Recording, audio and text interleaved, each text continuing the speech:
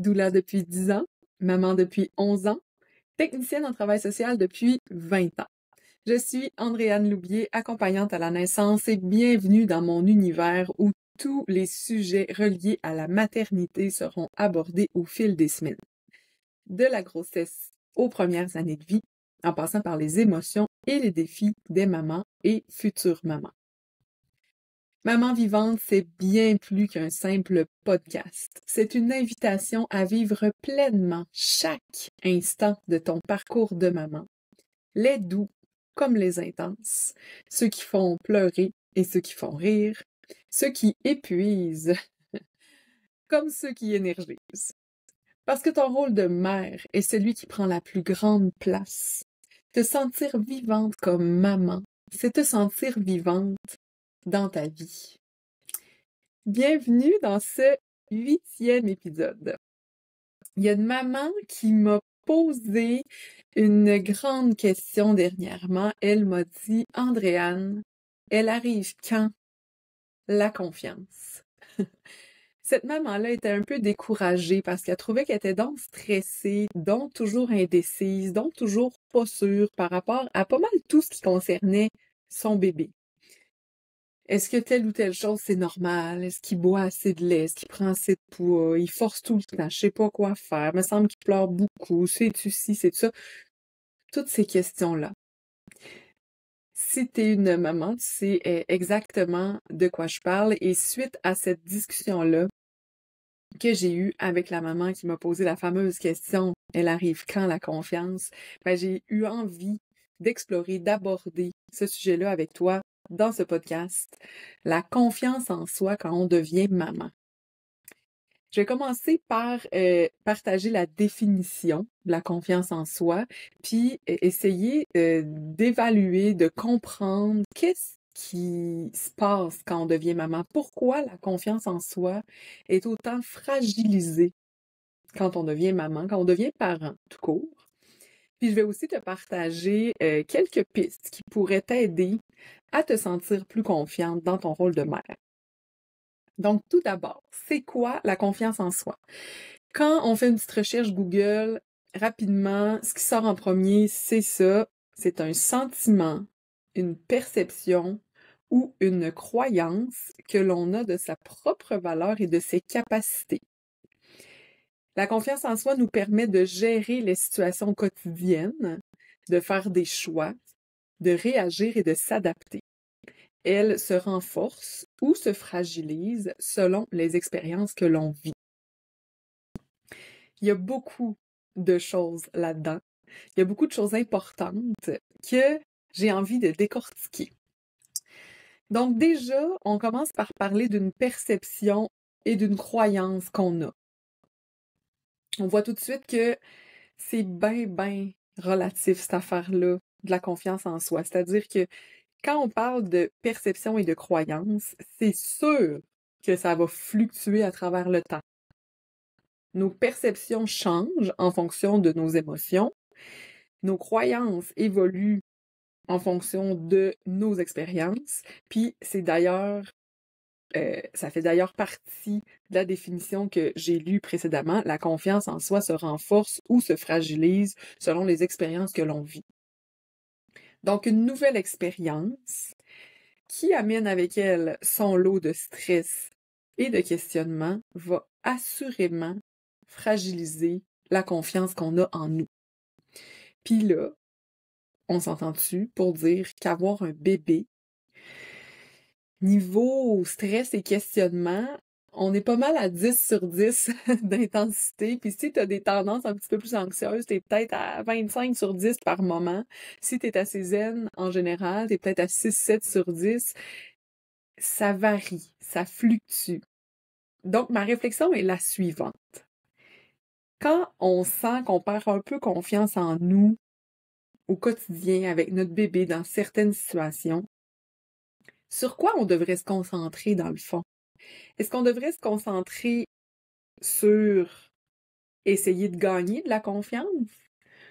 Ou on devrait se concentrer sur mieux gérer nos émotions qui se cachent derrière le manque de confiance? Est-ce que tu me suis? Si les perceptions qu'on a, si la confiance en soi, c'est la perception qu'on a de nous, la perception qu'on a de nous va fluctuer, varier en fonction de nos émotions. Donc, si je gère mieux mes émotions, est-ce que ma perception va être plus positive, donc ma confiance plus grande?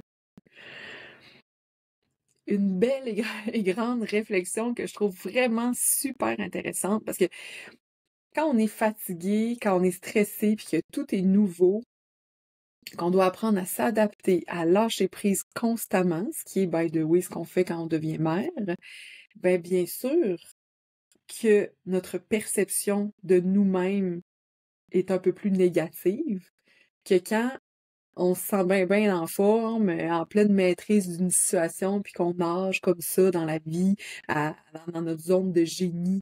C'est sûr qu'à ce moment-là, notre confiance est au top. Tu sais, parle-moi de ta vie à toi, avec ton nouveau-né à toi, puis je vais être super à l'aise d'échanger avec toi. Je vais savoir quoi dire, je vais être super empathique, vraiment zen, je vais te transmettre mon calme, je vais te donner plein de belles informations, ça va être merveilleux comme discussion. Mais parle-moi de ma vie avec mon nouveau-né, puis là, avec les émotions qui embarquent, je vais être pas mal moins sûre de moi, je te dirais.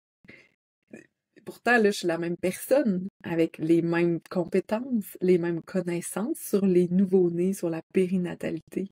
Mais quand les émotions s'en mêlent, ça nous transforme pendant un moment. Je reviens à la définition de la confiance en soi, qui parle aussi de la perception que l'on a de notre valeur. Puis je trouve que le mot valeur, c'est un mot vraiment important, la valeur que j'ai. Est-ce que j'ai moins de valeur parce que je suis un peu moins sûre de moi? Mettons que je reprends l'exemple précédent. Si tu me parles de ton nouveau-né, je vais être vraiment alignée, justement, je vais être dans ma zone de génie. Ça va bien aller, genre super confiance en moi. Si je parle de ma situation avec mon nouveau-né, est-ce que ma valeur va être moins grande parce que je suis plus insécure puis que j'ai moins confiance? Ben, bien sûr que non. Notre valeur, c'est notre importance. Donc, ça va bien au-delà de la confiance en soi. Tu sais, quand on apprend à être maman, on vit une grande période de vulnérabilité et de doute. Alors, si toi, maman, tu sens que ta confiance en toi vacille en ce moment, oublie jamais, au grand jamais, que ça n'a aucun rapport avec ta valeur, mais ça a tout à voir avec tes perceptions de toi, de la situation et surtout avec tes émotions.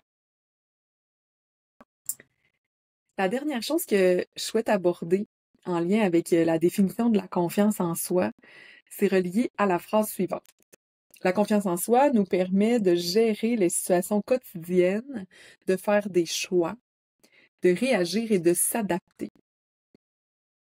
Donc oui, encore une fois, si ta confiance vacille parce que tu es en plein dans l'apprentissage d'un nouveau rôle et encore une fois avec la fatigue et les émotions qui accompagnent ces apprentissages, ben ça se peut fort bien que ta capacité à prendre des décisions, ta capacité à faire des choix pour ton bébé, puis ta capacité à te fier à la fameuse intuition qu'on a à l'intérieur de nous pour gérer tout ça, ben, ça se peut que cette capacité-là que tu as naturellement, habituellement, elle soit pas mal moins grande que ce que tu as l'habitude de vivre. Ça se peut fort bien que même si tu es une personne super indépendante, avec beaucoup de leadership, que ta vie, tu vis ta vie sans trop demander d'aide habituellement, mais ça se peut que là, présentement, dans ce nouveau rôle-là, tu trouves que tu te ressembles pas beaucoup. Puis même, ça se peut que tu aies l'impression de juste pas être toi-même, de pas te reconnaître. Mais ça fait pas de toi une personne moins bonne. Ça fait pas de toi une personne qui a moins de valeur ou une personne qui est pas compétente. Ça fait de toi une personne normale qui vit une situation nouvelle et prenante, très prenante, et qui peut avoir besoin d'un petit peu plus de soutien que d'habitude. D'ailleurs, parlant de soutien, je vais passer au petit truc qui pourrait t'aider à te sentir plus confiante à travers tout ton parcours de la maternité. Avant ça, avant de passer à ces trucs-là, on dirait que toute cette première partie-là, tu sais, la définition de la confiance en soi, puis ce que j'ai décortiqué avec toi, on dirait que ça me touche vraiment beaucoup. Je sais pas si toi, je sais pas comment toi tu le reçois, mais moi, ça me touche de juste faire la nuance entre, OK, c'est pas parce qu'il y a des bouts où je me trouve un peu poche, où j'ai des doutes, où je suis tannée de pas savoir quoi faire, pas savoir comment aider mon bébé qui pleure, où je me trouve donc ben débutante. Ben, c'est pas parce que ces moments-là existent que ça m'enlève de la valeur. Puis c'est temporaire, parce que c'est en lien avec toutes les émotions que ça nous fait vivre d'être mère. Fait que on dirait que je, on dirait que je te partageais ça, puis j'étais comme émue en dedans de moi. Fait qu'en tout cas, j'avais envie de le rajouter. Si toi aussi tu te sens émue, écris-moi donc, qu'on partage ça ensemble. Je trouve ça beau. Je trouve ça vraiment beau d'emmener toutes ces belles nuances-là. Donc voilà. Petit ajout. Alors je reviens. Je reviens au truc, c'est ça. Pour te sentir, essayer en tout cas de te sentir plus confiante au quotidien avec ton enfant, avec ton bébé.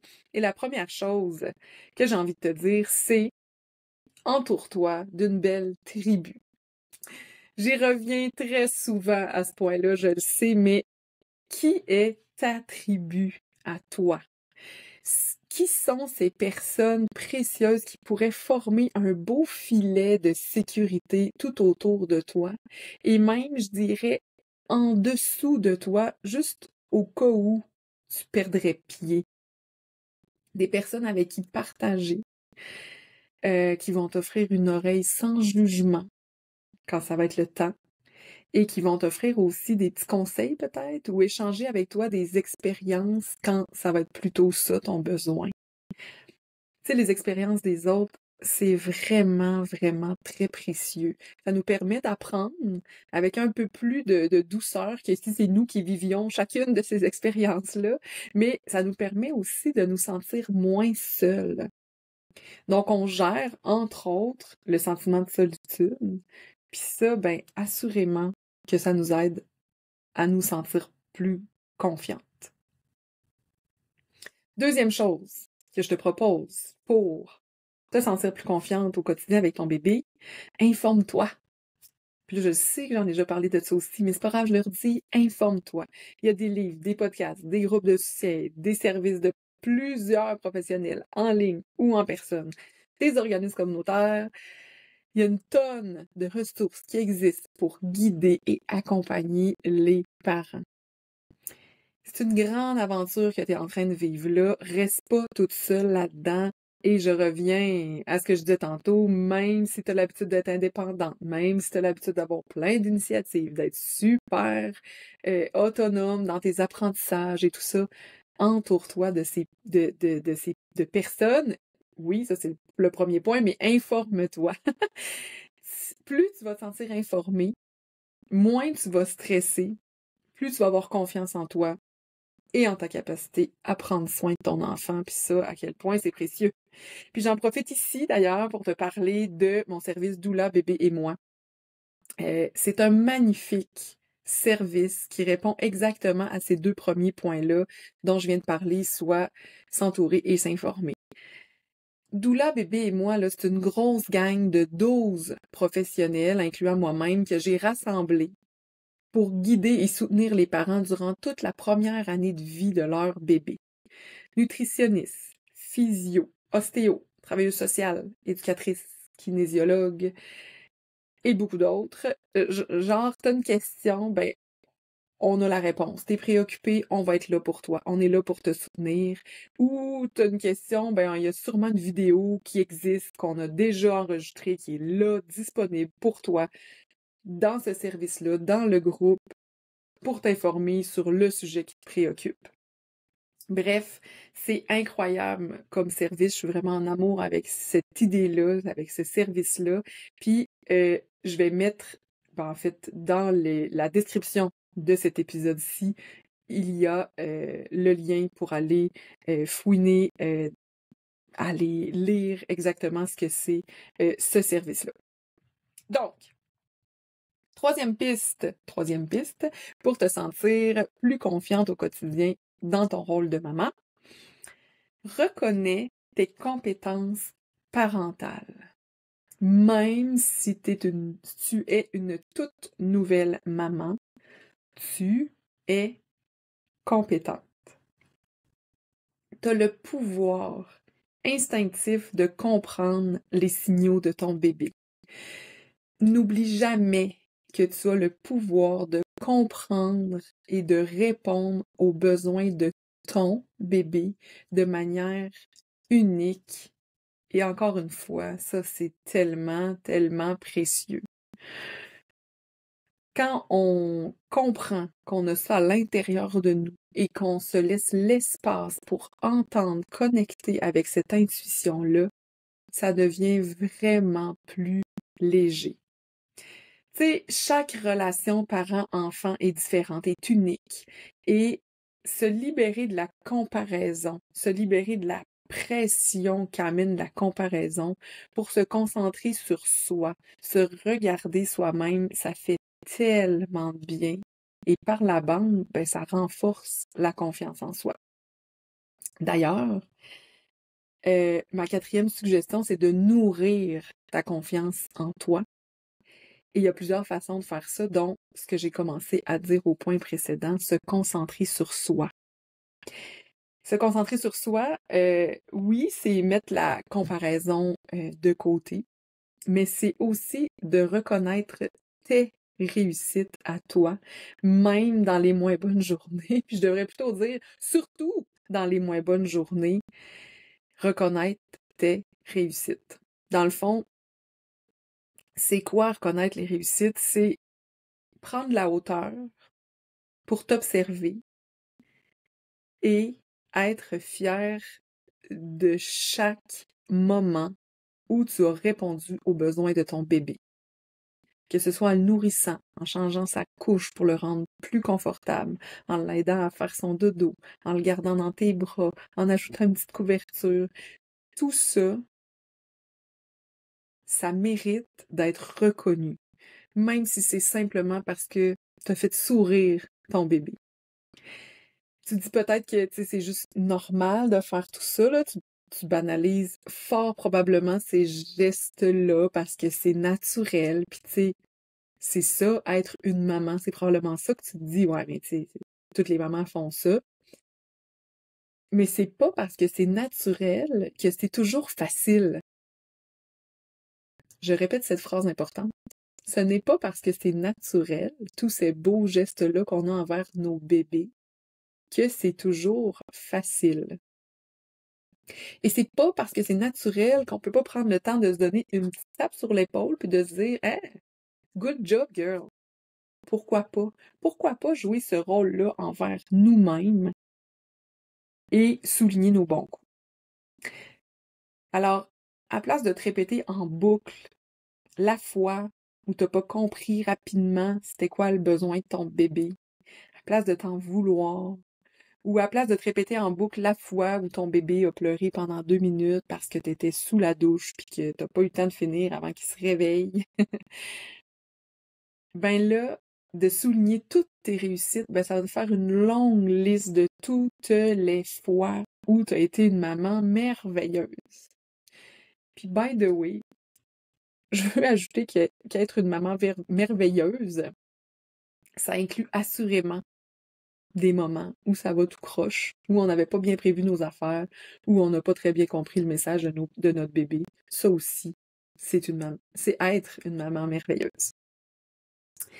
Alors, pour nourrir ta confiance en toi, en plus de te concentrer sur toi et sur tes réussites, de reconnaître tes réussites, tu pourrais aussi ajouter faire preuve de bienveillance envers toi-même. Eh bien oui, C'est ici que je vais glisser la fameuse phrase: «Est-ce que tu dirais ceci à ta meilleure amie?» Elle est un peu tannante, cette phrase-là, hein. Elle est un peu cliché aussi, mais elle est tellement vraie. Est-ce que tu dirais ça à ta meilleure amie, ce que tu es en train de te dire là dans ta tête? Parce que si ta meilleure amie mérite pas un discours culpabilisant venant de ta part, ben toi non plus, tu mérites pas ça. Alors oui, des fois, on se plante un peu, des fois, on décode pas bien notre bébé, des fois, c'est un peu n'importe quoi, notre, notre affaire, mais point. Point final, ça se termine comme ça. On tourne pas le fer dans le plaie, là, en ajoutant des paroles blessantes, là, tu sais, qu'on dirige vers nous, en se répétant en boucle n'importe quelle critique qui, au fond, est complètement inutile. On revient au point précédent en se rappelant tous nos bons coups, puis on se dit que la prochaine fois, ben, on va faire mieux. Puis justement, la 5e et dernière suggestion pour te sentir plus en confiance avec ton bébé, c'est d'apprendre de tes expériences. La confiance grandit naturellement avec l'expérience. Ça vient ensemble. Tu sais, c'est sûr que la confiance continue de vaciller régulièrement dans nos vies de parents parce que nos enfants changent toute leur vie. Ils évoluent constamment. Donc, il y a toujours un bout qui est nouveau pour nous. Il y a toujours des doutes à l'intérieur de nous. Mais quand on y pense, à quel point ce sont de magnifiques occasions d'apprendre et de grandir non seulement en tant que parent, mais aussi en tant qu'être humain. Les moments de joie et de réussite, autant que les défis et les moments de doute, vont contribuer à façonner ton parcours de maman et ton parcours d'être humain. Ah, puis je pense que je vais ajouter un sixième point, et là, tu vas me reconnaître. Tu vas absolument me reconnaître tout de suite. C'est prendre du temps pour la femme que tu es. Parce que on se souvient que le rôle de mère est celui qui prend la plus grande place. Mais c'est pas parce que c'est celui qui prend la plus grande place que c'est celui-là qui est le plus important. Le rôle le plus important de ta vie, c'est ton rôle de femme. Donc, même si ton bébé est tout petit, je te propose de trouver minimum une chose par jour qui te ferait vraiment du bien à toi, la femme. Puis quand on a un nouveau bébé, nouveau-né de quelques jours, quelques semaines, je sais que c'est difficile de prendre du temps pour la femme. Je le sais, j'ai passé par là 3 fois plutôt qu'une. Je vois mes clientes passer par là quotidiennement. Mais c'est certain que tu pourrais prendre 5 minutes quelque part dans ta journée pour toi. C'est sûr à 100% qu'il y a au moins un petit moment de 5 minutes qui serait libre pour toi, toi la femme que tu es. Voilà le point que je voulais ajouter absolument. Donc, une maman vivante, c'est une maman qui s'entoure, qui s'informe, qui reconnaît ses compétences, qui nourrit sa confiance en elle, qui apprend de ses expériences sans se juger et qui prend soin d'elle aussi bien qu'elle prend soin de son bébé. Alors dis-moi, toi, maman, qui m'écoute en ce moment ou qui me regarde, qu'est-ce que tu vas faire aujourd'hui pour te sentir plus confiante? Qu'est-ce que tu vas choisir parmi toutes mes suggestions pour te sentir plus confiante dans ton rôle de maman, donc pour être une maman encore plus vivante? Et qu'est-ce que tu vas faire demain? Et qu'est-ce que tu vas faire le jour d'après? C'est quoi ton plan?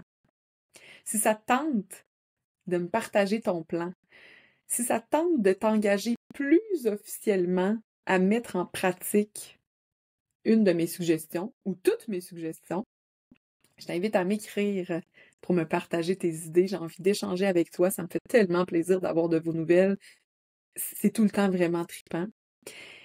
Et tu peux aussi partager mon podcast, m'identifier dans ta story pour que je vois ce que tu as décidé de faire, puis partager avec toi, repartager ta story. Ça serait vraiment le fun qu'on crée quelque chose pour que les femmes prennent soin d'elles même lorsqu'elles sont mamans. Puis by the way, là, je le sais que partager en story, tout ça, il n'y a rien de nouveau là-dedans. Puis je le sais que le but aussi, c'est de m'aider à faire connaître Maman Vivante. Ben oui, effectivement. Fait qu'on est gagnantes, les deux là-dedans. Toi, tu t'engages plus officiellement à augmenter ta confiance en toi, en ton rôle, dans ton rôle de maman. Puis en même temps, tu me donnes un coup de main pour augmenter la visibilité de ce beau podcast que j'adore. Puis aussi, d'ailleurs, si tu as quelques secondes et que tu apprécies ce que tu as entendu, ben, je t'invite à évaluer mon podcast, à cliquer bien sûr sur 5 étoiles. Plus les auditeurs réagissent, dans le fond, plus le podcast se démarque à travers cet immense océan qu'est le podcasting. Donc, merci beaucoup. Merci de prendre quelques secondes pour aller évaluer le podcast. Merci d'être présente aux 2 semaines avec moi et à très bientôt pour le 9e épisode. Ciao!